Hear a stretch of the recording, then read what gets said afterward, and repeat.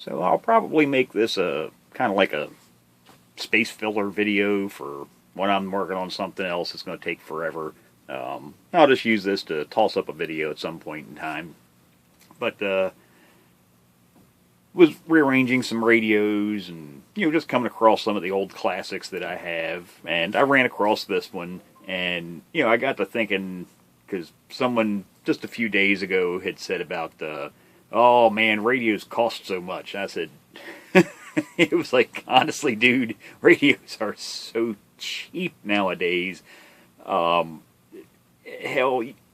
if you paid twice as much for a CB radio today, you still wouldn't be paying what you paid for back in the day. And I want to show that. And this one kind of brought it to mind. This is for starters, it's nothing special. It's an AM only radio. Actually, back then they didn't really, they had sideband, but the radios in this vintage were, they received single sideband, but they transmitted double sideband. They did not have single sideband transmit yet. And that wasn't around very long. That was a very, very short, little chunk of the CB radio history, the double sideband era. But like I say, this isn't anything special. This is about as plain Jane, no option having, low featured radio as you could possibly get. Volume control, squelch, and channel selector. 2 lights, an on light, modulation light, and a signal meter. It doesn't get much simpler than that. It's, like I say, that's about as bare bones basic as a radio gets. Now, for the vintage, this is very small. This is comparable in size, about the same width as maybe like a Cobra, like a Cobra 25. Maybe a little bit thinner, but not by much. But like I say, AM only, 23 channel, absolutely no options really to speak of. I guess the meter, you might consider that a feature. But, so, very simple radio. But, now, take a guess how much this costs. Now, this is, like I say, it's a rather rare radio. You don't see a lot of this brand around to start with. This company was out of Silver Springs, Maryland, just south of me a little ways. It was Polycom. And this is a model PC23C. But take a guess how much this radio costs. Now, I'll tell you when this radio was sold. This radio was sold in the 60s, in the mid-60s, actually 1967. Right around in 67 is when this thing was sold. Because that's actually the production date on the back of it's 1967, so probably late 67 is when this radio was sold. But take a guess how much it cost. Now, something to consider is how much does let's say probably the most popular radio, or the most sold radio of all history in CBs would be a Cobra 29. Consider how much one of those costs.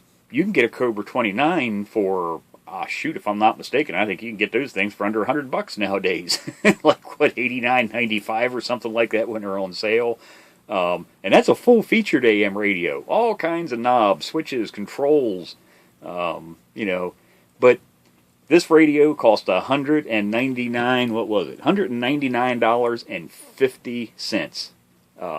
And here's a magazine article. I don't know how well. Yeah, that's not going to. Oh, it's starting to. Yeah, it's focusing. Okay, yeah, it got it.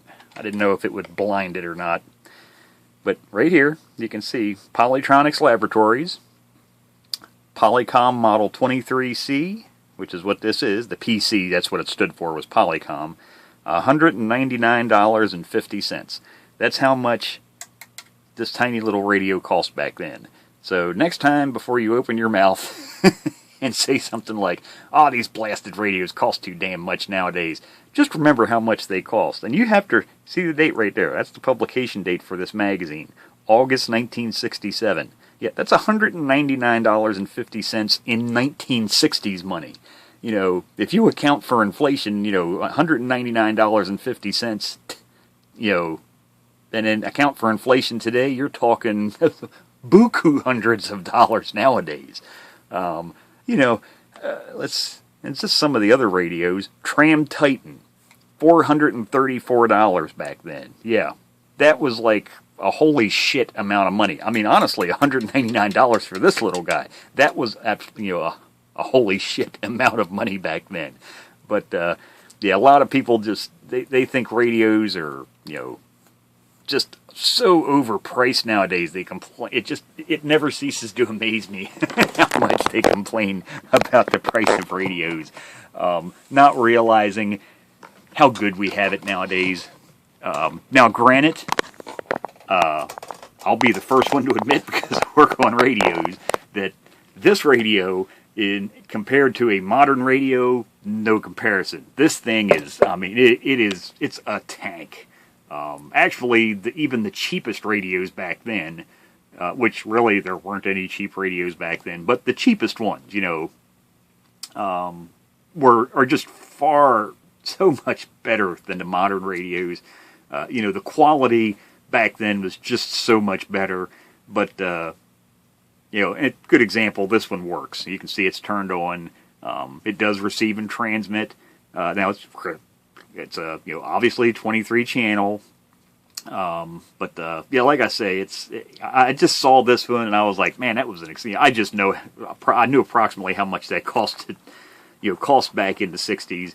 And I thought, that'd be a good one to show some people, because people often complain about radio prices, and I thought I'd show the advertisement. That's the main thing I wanted to show, was the ad for this. So yeah, next time you go out and buy a radio, just keep that in mind, that when you go to buy that little, let's say like a Cobra 19, something that would be comparable to this in, today's radios, but something that's very low feature, very few controls and whatnot.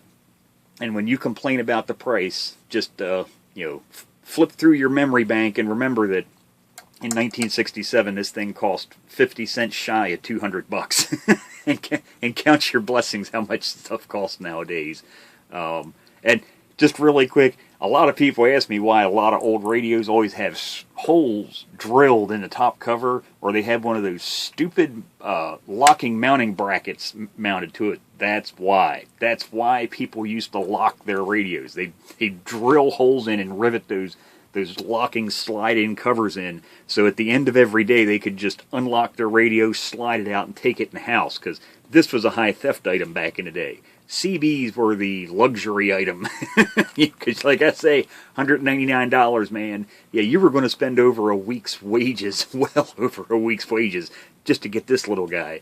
Nowadays, hell, depending what your job is, you could probably buy a good sideband radio for a day's wages. But there you go. Like I say, just a really quick video. I just find it humorous when people complain about the radio prices, not realizing how cheap stuff is nowadays. So there you go. As soon as I stopped the camera, I thought, I know somebody's going to ask to see the inside of this radio, because like I say, it is rare. So here you go. Just really quick, there's the inside. The speaker mounts to the circuit board and has a screw actually comes through the other side of the board and it screws into the back side of the speaker there. That's what holds it in there. But it's just a crystal synthesized radio. So that's what $199.50 bought back in 1967. And on that topic, I thought, well, I'm going to, because I know somebody's going to do it. Somebody always does anytime I mention how much old radios cost. They'll post a thing down in the comments, but a lot of people may not see that later on, of what does that, mean in today's money. So we'll rely on Uncle Sam for that. So if you go just type in inflation calculator online, the first hit you'll usually get is going to be the Bureau of Labor and Bureau of Labor and Standards. And if you go to their website, they have a little link for an inflation calculator. Matter of fact, that'll be the first Google result if you type in inflation calculators, Bureau of Labor and Standards. So you can see I've input $199.50 in 1967 money, and we want to convert that into 2016 money. So if we click calculate, $1,441.61. Yep, holy shit. Can you imagine going out and paying, $1,400 for let's say a Cobra 19? That's what it, that's basically what you were doing back in the 60s. So that's what I mean by people just, younger people just don't seem to realize how ungodly expensive electronics was back in the day. And that's why back then, when something broke, you fixed it. Because when this radio broke, it was a brick of gold, basically. You know, it's not like today's radios where, it breaks, throw it in the trash can, go out, buy a new one. Well, they're cheap. That's what I've been trying to say. You know, they complain about, it's going to cost more to fix it than it is to buy a new one. Well, yep, that's probably true. So it might be a good idea to go out and get a new one. But, and then that tram, that was what, $440 something, I think. So let's just see what $440. So a Tram Titan, I think it was like $443. We'll just stick in $440. Yeah, $3,179. So just think about that. Big nut. Granted, that would be comparable to today's, let's say, big box, you know, base station radios. But, yeah, over $3,000 for a base station.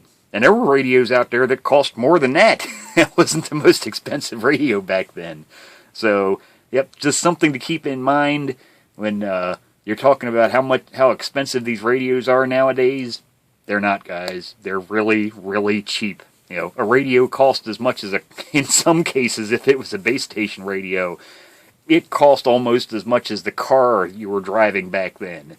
And a mobile radio, like this one underneath of this tablet, you know, that's a good example. That, you know, radio back then, a mobile radio to stick in your car could have cost, you know, hell, a good chunk of what a car cost. And if it was a base station, it was damn close to the price of a car. So, there you go. I thought like I say, as soon as I stopped the video, I thought I'd like to show that, because it's an eye-opener how much electronics really cost back then.